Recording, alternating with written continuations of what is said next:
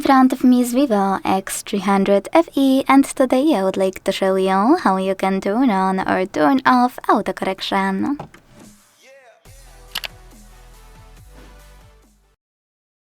Firstly, go into Settings and scroll all the way down.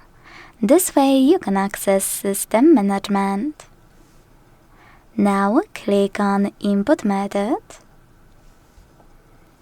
Gboard, and last but not least, Text Correction, where you can use this switcher next to autocorrection to switch it off or turn it on. Thanks so much for watching. If you enjoyed this video, leave a like, comment and subscribe. Bye!